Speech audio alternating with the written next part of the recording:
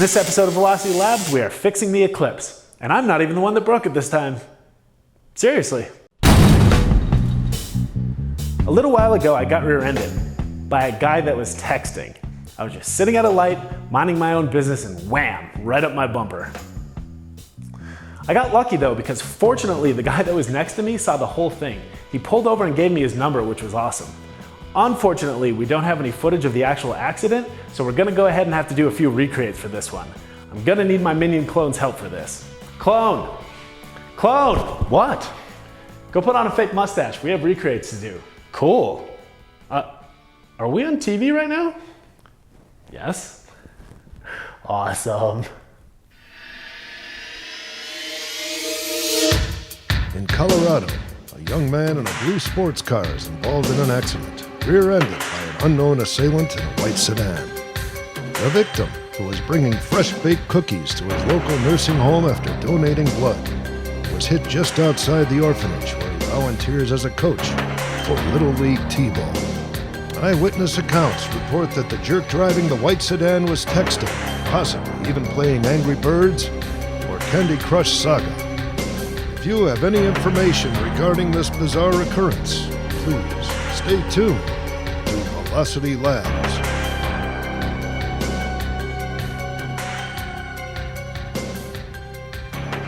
That is never not terrifying. I'm probably not gonna sleep for days now.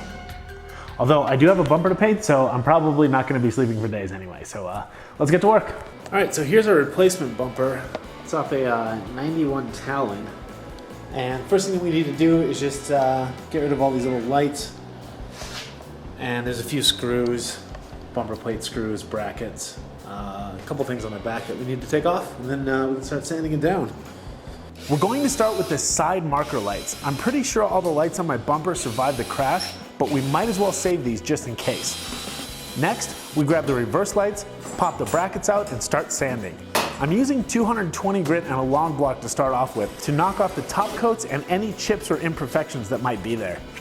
I did hit the bottom of the bumper with some 120 grit right away to see how easy the paint was going to be to strip off, and I found out that it wasn't easy at all, which is good. If the factory primer and paint has good adhesion to the bumper, which this paint does, you don't want to strip it off completely. Just sand it down smooth and then hit it with primer. The decals were a pain in the butt and they were completely seared into the paint. Even with a heat gun and a razor, I still ended up taking a few divots out of the bumper, so I ended up needing a lot of sanding here. All right, we're looking pretty good. Most of it is pretty dull, which is what we want. There are a few spots that I've missed, and I'm not sure how well they're gonna show up on camera, but all of this is really dull except for, you can see right here, it's very smooth, very shiny, which means it's been missed. We need to resand that part.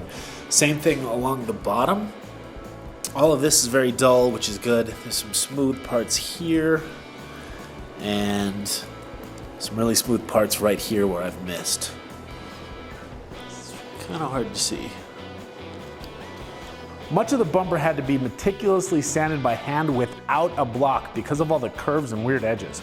You want to take your time and do this right though, especially on the edges. If you miss a spot, there's a good chance that the primer isn't going to adhere properly, and then you're going to have all sorts of problems. Now that we're sure we haven't missed anything, we're going to go over the entire thing again with a red scuff pad and pay special attention to the edges, corners, and creases to make sure they all get scuffed. I also like to add a bit of water and dish soap during this process. It works great for cleaning the part and adding an extra degreasing step. Rinse it off and we're ready to prime. I need the bumper higher to paint it, and I have 2 kerosene jugs from Home Depot that just so happen to support the bumper perfectly using the reverse light holes. Oh, and the reason that they already have blue paint all over them is because I did this exact same thing last time I painted my rear bumper. Wax and grease remover is next. Wipe it on, wipe it off. Miyagi taught me that one.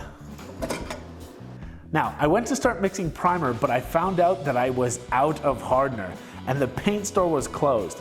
But guess what was still open at 8:45 at night? Home Depot. I'm on a time crunch here, so we're going to go ahead and rattle can this thing. It's not ideal, and a 2-part primer will usually get better results, but this will work in a pinch. I've actually used this primer in the past and I've had a lot of success with it. It's really meant for smaller areas and spot repairs, so spraying large parts like an entire bumper is kind of a pain in the ass, but you can get it done.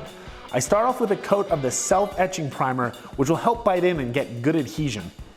Once that's flashed off, I sprayed 2 coats of the high build filler primer. It's hard to lay these primers down perfectly even over large areas, but it has to get sanded again anyway before we paint, so it really doesn't matter that much. Also, it was cold out when I was painting this, so make sure that you have a way to keep the garage warm.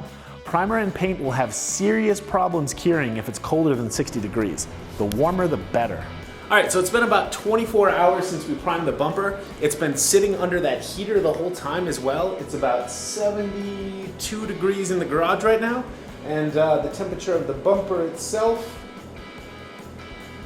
is about 78 degrees, so it's plenty toasty. We're gonna go ahead and wet sand it and get it ready to paint. All right, and to start the sanding party, we're gonna go with a quick pass of 400, make sure we just knock it down nice and flat.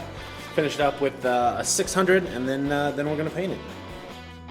One more round of sanding on the bumper, and then once again I like to hit all the edges, corners, and other weird shapes with a red scuff pad and a bit of soapy water to make sure that everything is properly scuffed, cleaned, and degreased before paint.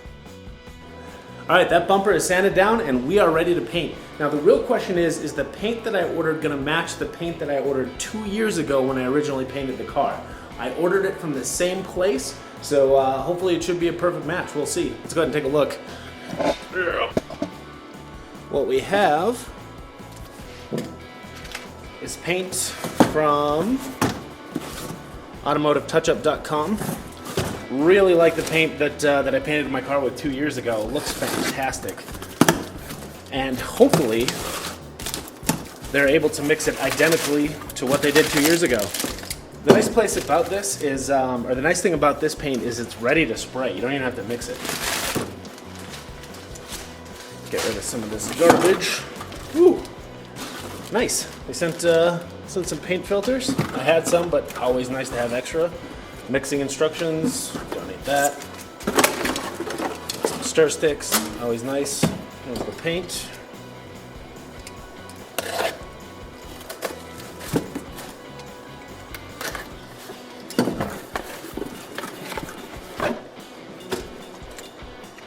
And there we go. Base coat color, ready to spray.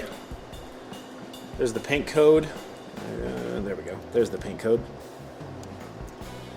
Mitsu AC 10814. Let's hope it's blue. All right, here we go again. You know the drill. Wax on, wax off. Actually, since I guess this is wax and grease remover, it's more like wax off, whatever. Now we need to make sure that we have everything before we start. We don't want to run out of something in the middle of painting. That would be bad. We definitely don't want a repeat of the lack of primer incident. All the paint supplies we need? Check. Now, other than borderline OCD prep work, here's my best trick for getting a good paint job in a garage. Lots of water. Keep the floor soaked and wet it down in between coats as well. This is going to help keep the dust on the ground and raise the humidity of the spraying area.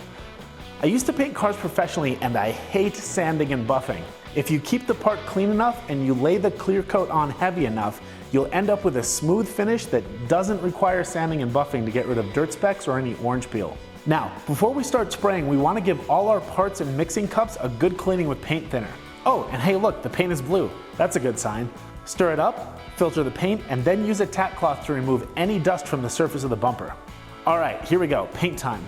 We're going to start off with a light coat of color first, then a few more heavier coats to finish it up. Always make sure to do the edges and odd little nooks and crannies first, then finish off by spraying the main surface of the bumper.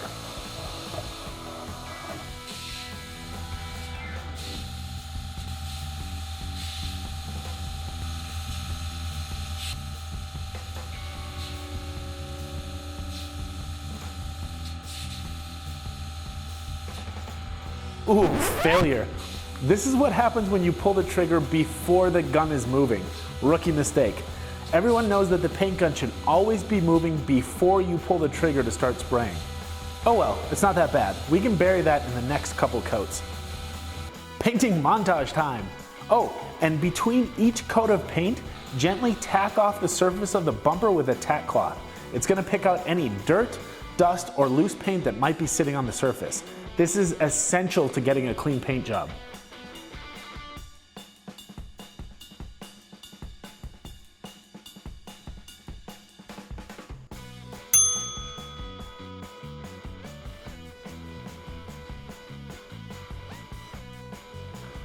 Once again, we keep the floor nice and wet and use a tack cloth in between coats.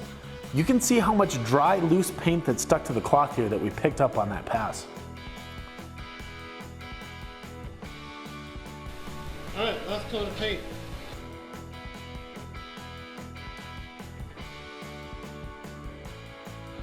Next up, we do a thorough visual inspection to make sure there aren't any problems. At this stage, small issues can still be dealt with if they arise. But once you start spraying the clear coat, you're pretty much committed to finish, so it's best to double check everything. This looks good, so we can proceed to mixing up the clear coat. This particular clear is a 4-to-1 ratio, meaning it's 4 parts clear to 1 part hardener. Stir it up, tack the bumper one last time, and then start spraying clear. We're gonna start this similar to the paint, a lighter coat to start off with, then a few heavier coats to finish up. When you're spraying your clear coat, you want to spray it on as heavy as possible while still avoiding any runs. This is a tricky balance to find, and it does take a little bit of practice. You want your final pass of clear coat in particular to be as heavy and wet as possible to keep it looking nice and smooth. We want to get as close to a mirror finish as possible without having to cut and buff the paint after it's cured. I mean, who wants to do extra work? Not me. I ended up doing 3 coats of clear here. The first coat was the lightest just to set things up and to make sure everything was covered.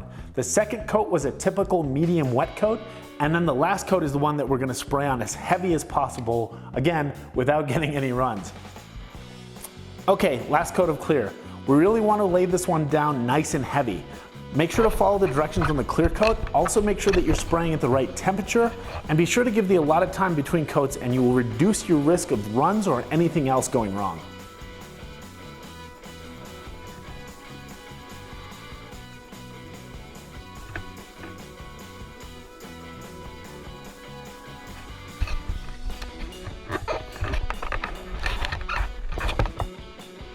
And I'm gonna call that a success. All right, bumper is painted and it looks awesome.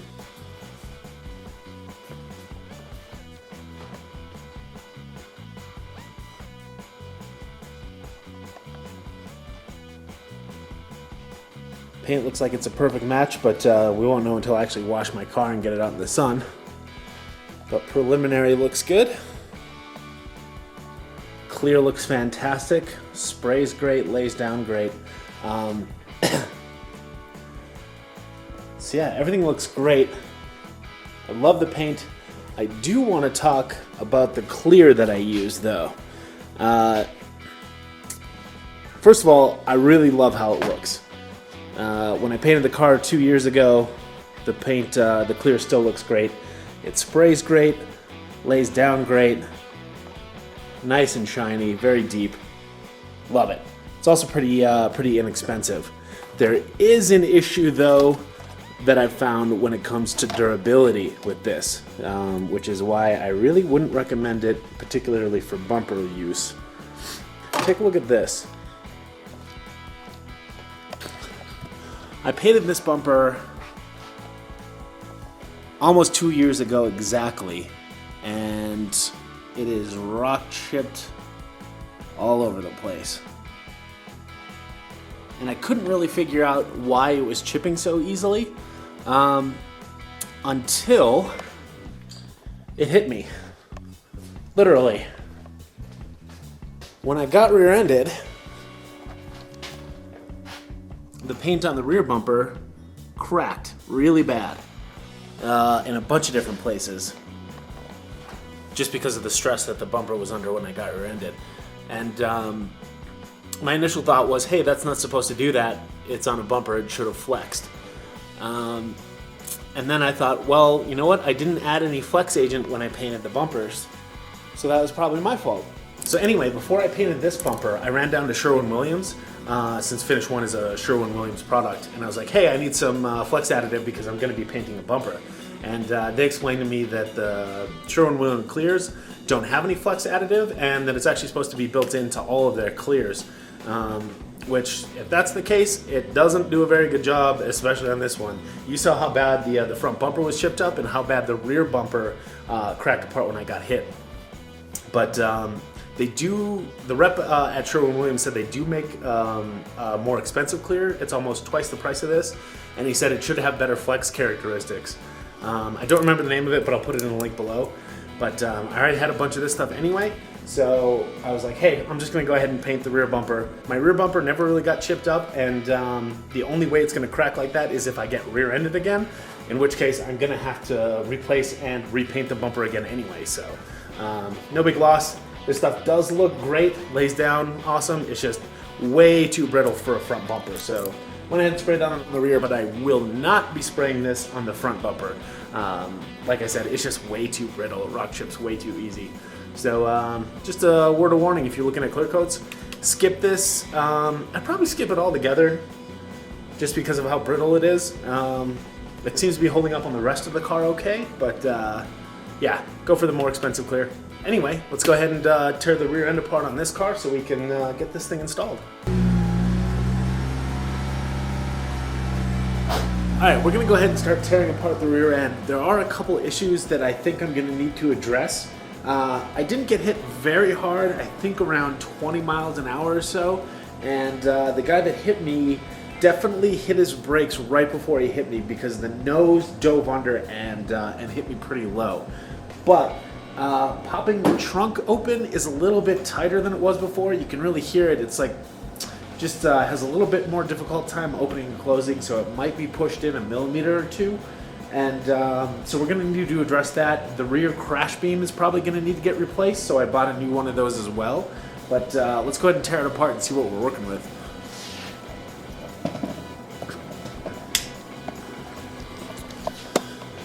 So you can see the license plate is bent up. Point of impact, the car really dove under and hit me under here. This brake light is not, or reverse light is not working. I noticed that when I backed up in here. But the top of everything looks pretty good. But like I said, popping the trunk open is a little bit snug.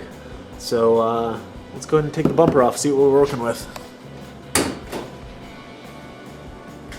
So yeah, it still opens fine, but you can see, yeah, okay. It still opens fine, but closing it, just a little bit more snug than it was before. So we're pushed in a little bit.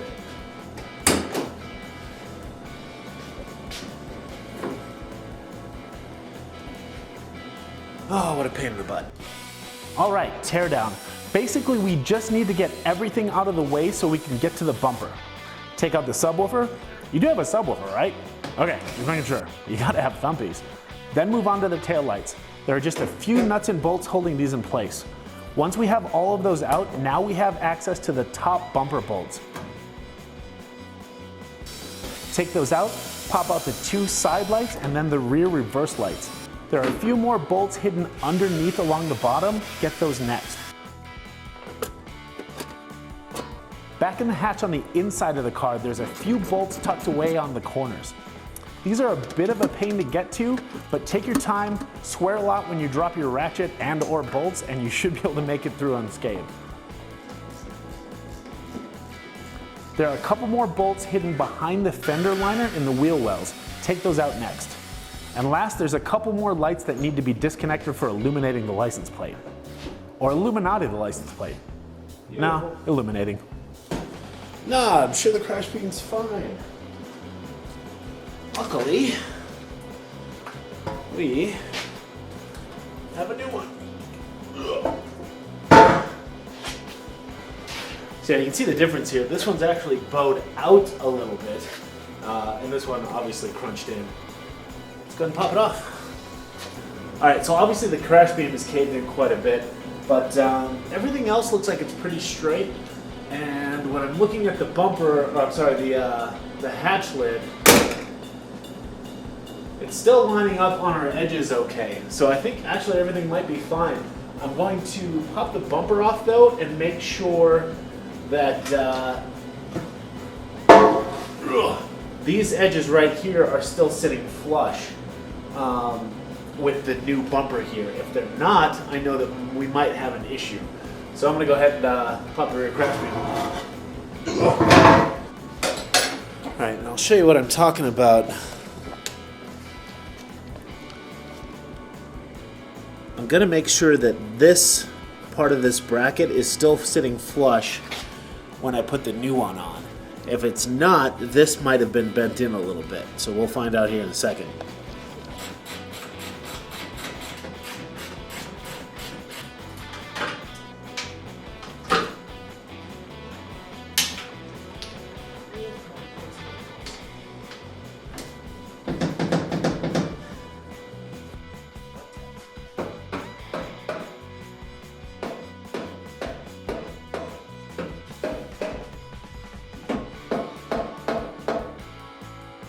All right, so once the 4 nuts holding the bumper in place are removed, it should slide out easily, but it's not. It's being a little bit difficult, so we know that there's a problem.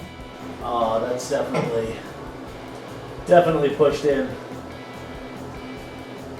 Everything moved in a little bit. I know.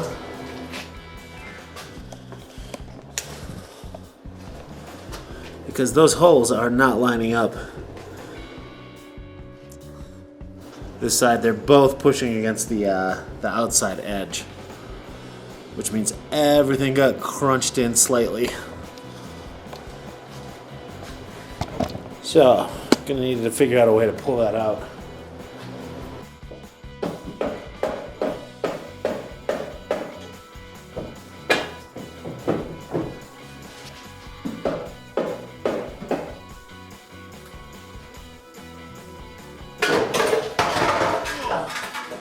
Got it. Woohoo!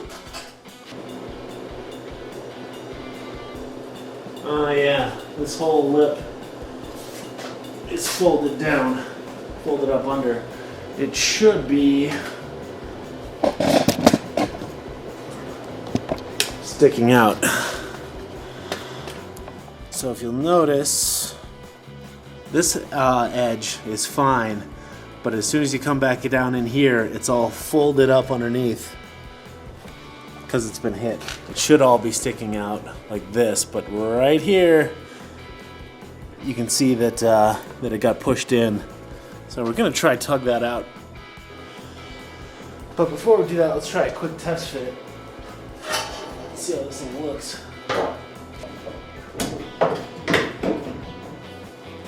Oh, it's not bad actually. You know, it's kind of funny, this lip actually, I can almost bend it back by hand. It's so thin. All right, we can't quite go Hulk on this thing and pull it out with our bare hands, but I do have a ratchet and some toe straps that should be able to get this small job done. Yeah, it's actually starting to pull. It's working out pretty well.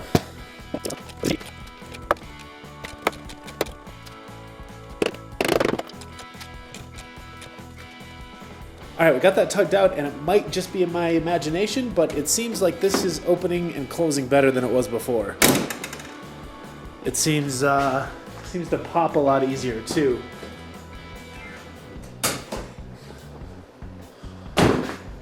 Like I said, no real way to measure that other than just how it feels, and I'm gonna call it close enough. Let's go ahead and pop this bumper back on.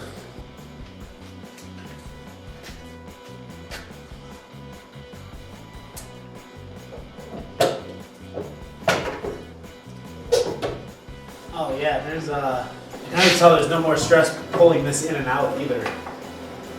So if you remember when bulbs. Remember when I pulled this out initially, it was rubbing on both sides.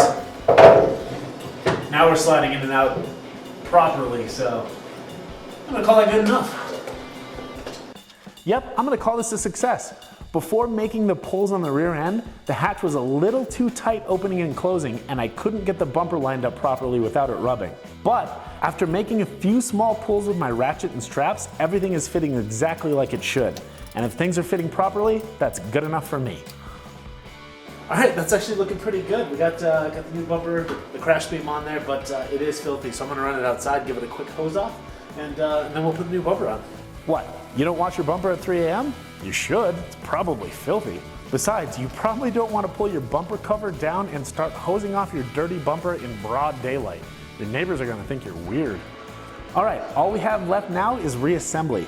We need to move some brackets over from the old bumper to the new one. We also need to rerun and secure the wiring on the back bumper. As with everything, zip ties seem to work best for this. I also had to replace a couple of the bulbs that got messed up. I'm not sure how many were broken from the accident and how many were broken from me mangling them when I was taking everything apart, but either way I had to replace a few. Haha, jackpot. Had one in my toolbox. Woohoo! The license plate and bracket needed to get moved along with a bunch of miscellaneous clips and fasteners. Then comes the fun part. If you have a friend, I highly recommend getting them to help you put the bumper back on. It's a lot easier with 2 sets of hands. When you're doing this by yourself, it can be fairly difficult to get everything lined up properly, and the risk of scraping up your fresh new paint job is actually pretty high. There's a lot of going back and forth from under the car to inside the hatch to line all the bolts up and get all of the lights connected. All right, got the 2 side ones started. Right here, I just gotta fill these up. I seem to be missing a couple, but when I painted the car 2 years ago, I ordered a bunch. So when I was getting ready to take the car apart to paint it a couple of years ago, this is one of the first things I did, just because I've taken apart 20-year-old cars before, and the bolts will either rust or twist off or strip out, and it's just nice to have a bunch of them around. It's important when you're putting your bumper on is to get everything threaded and started properly before you snug anything down, otherwise you're gonna have issues. It's a time-consuming task and it takes a bit of fettling to get everything lined up properly, but if you're careful and you take your time, you can get it done with one person.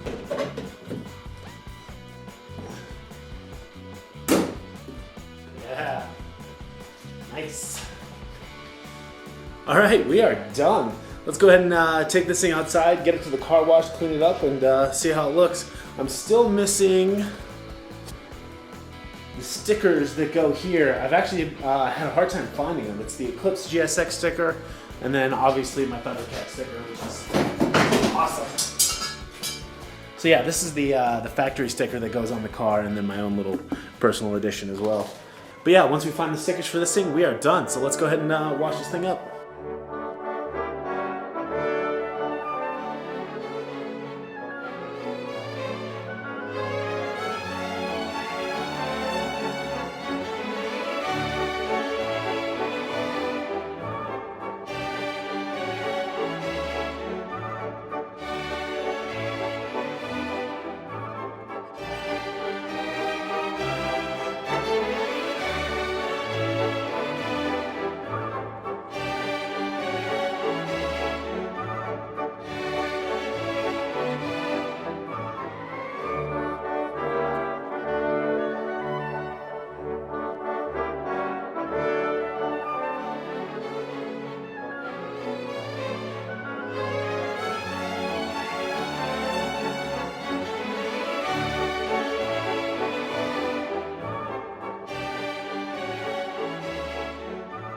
All right, that is dead on. I am stoked. I still need those decals though, so if anyone knows where to find any, let me know.